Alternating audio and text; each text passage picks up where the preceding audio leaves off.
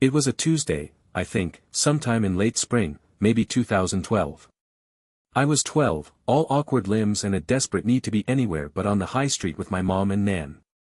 We were heading towards the bakery when I saw it, a pigeon, lying on the cracked pavement, its wing twisted at a sickening angle.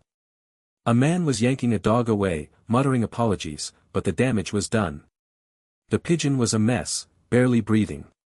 My Nan, bless her, was already reaching for her purse, probably to call animal control, which I knew meant a swift, merciful end for the poor bird. "No, Nan," I blurted out, surprising myself. "I can help it." She looked at me, her brow furrowed. "How, love?" "Just, let me try."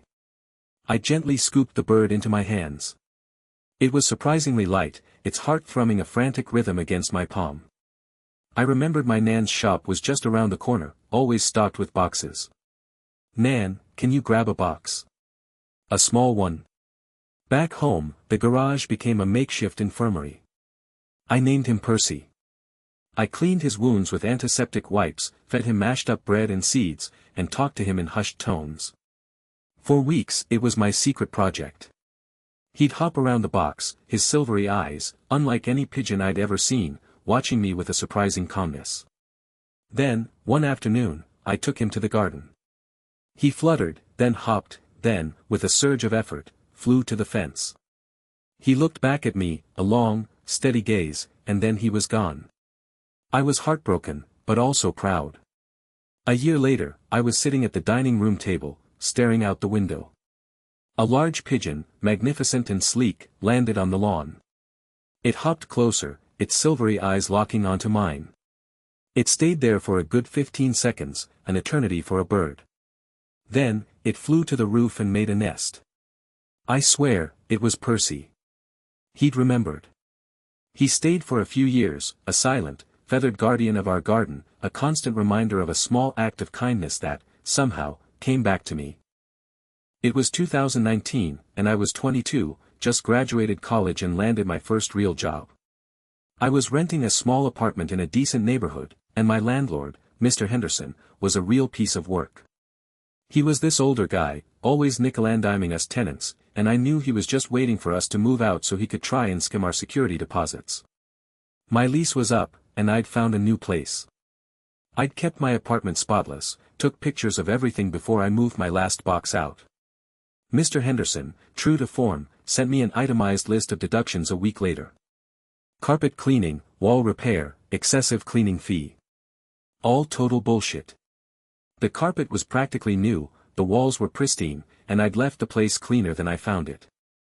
I called him. "Mr. Henderson, I received your list. I'm not paying for any of this. I have photos and documentation proving the apartment was left in excellent condition." He scoffed. "Look, kid, I'm the landlord. I decide what needs fixing. You want your deposit back, you pay up." That's when I remembered the subreddit r/pro-revenge. I'd spent hours reading stories of people getting back at assholes, and I knew I had to do something. I decided to play his game, but on my terms. I emailed him back, "Fine, Mr. Henderson. I'll pay for the carpet cleaning and wall repair. But I'll need a receipt for the services rendered, and I'll need to see the invoice for the cleaning company you hired." He was smug. "Sure thing, kid. Send it over." I didn't hire anyone. Instead, I went to a craft store and bought some cheap carpet cleaner and a small tub of spackle. I spent an afternoon meticulously cleaning the carpet with the spray, making sure to leave a few damp spots. Then, I took a tiny bit of spackle and made a few almost imperceptible dings in the walls, just enough to look like minor wear and tear. I took photos, making them look like professional invoices. I sent them to him. "Here are the receipts, Mr. Henderson. Please process my deposit refund immediately." He cashed the check I'd sent for the fake invoices. A week later, I got my deposit back, minus the exact amount I'd paid for the fake repairs. The real kicker. A few months later, I heard from another tenant that Mr. Henderson had been complaining about how much he had to pay for professional carpet cleaning and wall repairs in my old apartment.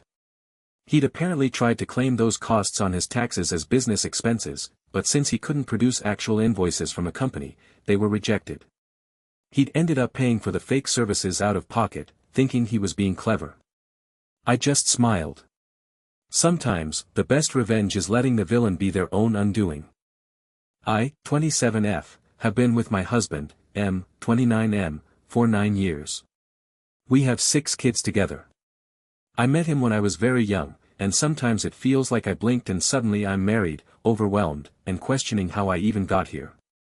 This isn't the first time he's betrayed my trust. He's cheated before. I stayed. I believed the apologies and the promises that it would never happen again.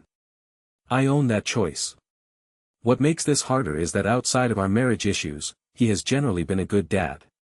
He shows up for our kids. He makes time for them. Could he help more with cleaning and daily load? Yes. But he's not absent, and he's not uninvolved. That's part of what makes this so confusing. I also genuinely loved him. For a long time, I really believed he cared about me and respected me, even when things weren't perfect. But this time feels different. This time broke something in me. I found explicit messages on his phone between him and a man he barely knows. It wasn't just talking. He was exchanging explicit videos of me, for videos of this other man's wife. I never consented to any of this. He talked about me in degrading ways, like I wasn't even a person. My body, my privacy, my trust were shared without my knowledge or permission. I feel sick typing this. I feel violated, embarrassed, and ashamed even though I know logically this wasn't my fault.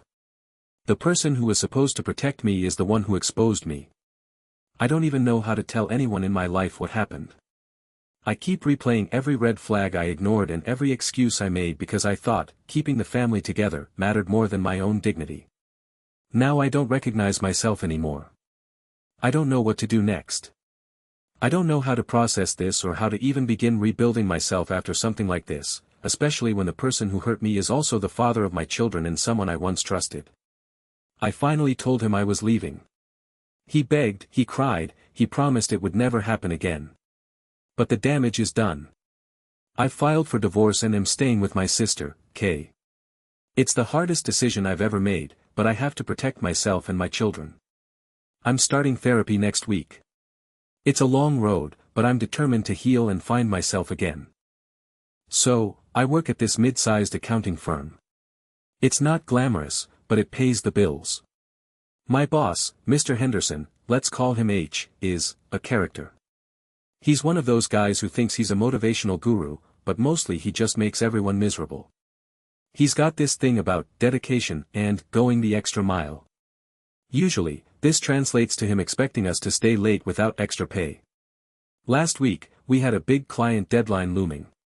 H called a mandatory meeting for all of us in the department. It was 4:45 p.m. on a Friday.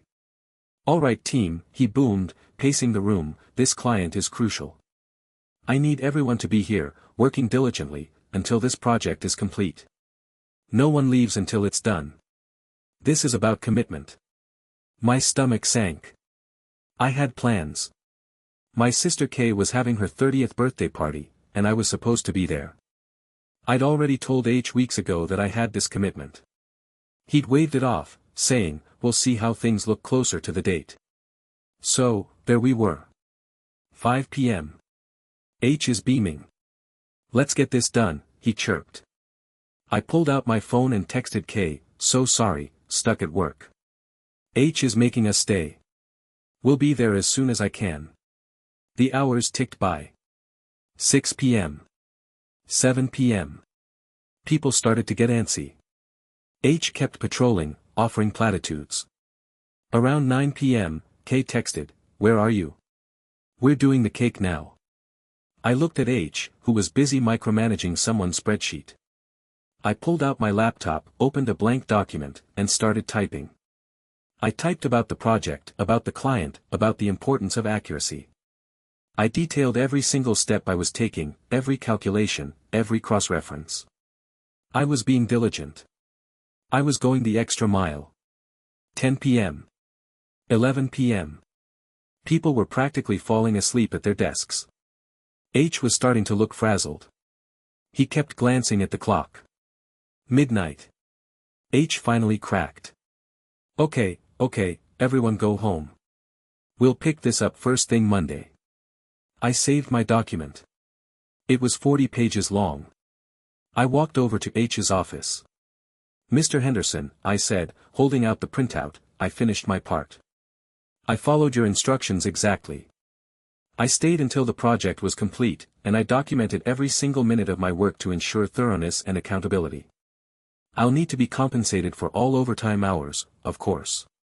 He stared at the pages, then at me, his face turning a shade of puce I hadn't seen before. He sputtered, but it's midnight. Anne. Kay's party. I just smiled. You said no one leaves until it's done. I'm done. And I'm going to Kay's party now. I left him standing there, holding my meticulously documented overtime. Kay was thrilled to see me, even if I missed the cake. It was 2023, I was 26, and working as a junior developer at a mid-sized tech company. My boss, let's call him M, was a classic, ideas guy, who never actually did any of the work. I'd spent months developing a new feature for our flagship product in my own time, sketching out the architecture, writing proof-of-concept code, the whole 9 yards. I was really proud of it, and it was going to be a game-changer for our users.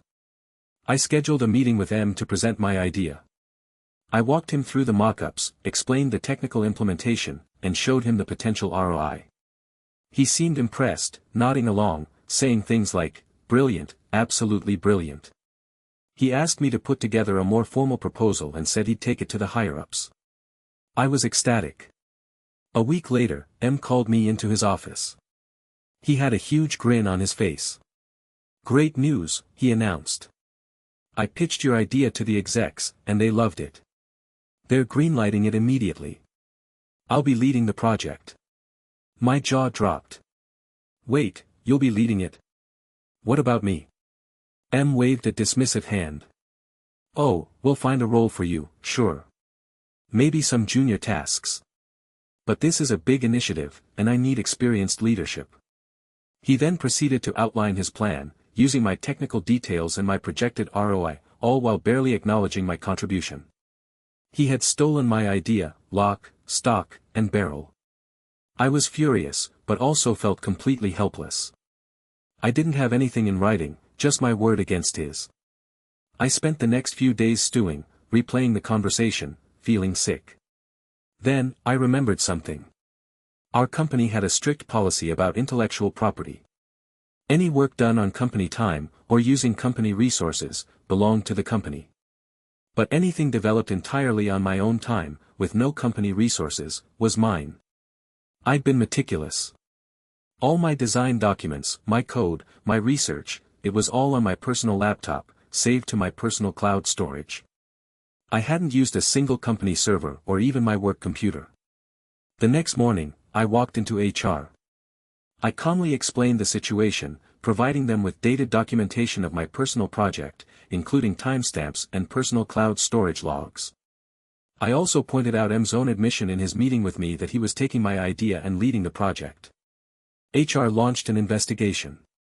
M was called in, and when confronted with my evidence, he crumbled. He admitted to taking my work. The company, to their credit, took swift action. M was fired for intellectual property theft and gross misconduct. My project was officially handed over to me, with a significant budget and a promotion to lead developer. The best part? M tried to sue the company for wrongful termination. But with my evidence and his own admission, his case was laughed out of court. He ended up with nothing, while I got the recognition and the project I deserved. It wasn't about revenge, it was about justice. And it felt damn good.